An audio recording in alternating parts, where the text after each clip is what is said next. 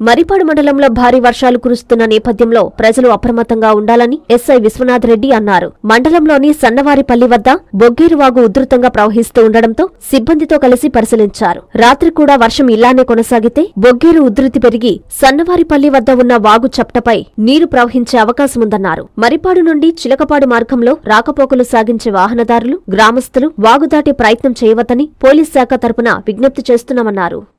ప్రజలందరికీ నమస్కారం అండి. 3-4 రోజుల నుంచి భారీగా వర్షాలు పడటంతో మండలంలో ప్రవహిస్తున్న బొగ్గేరు వాగు కొంత ప్రవాహం పెరిగి ఉధృతిగా ప్రవహిస్తూ ఉన్నది.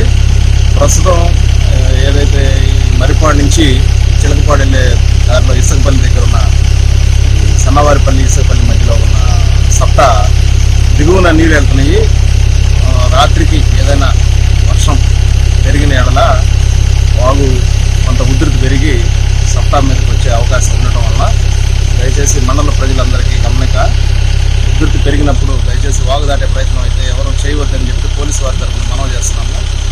దానివల్ల చీకట్లో దయచేసి 2 వీలర్స్తో వెళ్ళేవాళ్ళు కానీ, ఏదైనా ఇతర వాహనాలు వెళ్ళేవాళ్ళు కానీ, పాదచారులు కానీ దయచేసి సప్తా దాటే ప్రయత్నం అయితే చేయొద్దని మరిపాడు మండల ప్రజలకు మరిపాడు పోలీసు వారి తరఫున విజ్ఞప్తి చేయడం.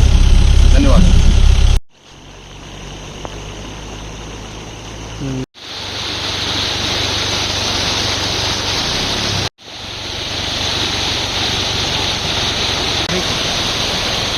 గొడవ పెళ్ళి వచ్చిపోతాను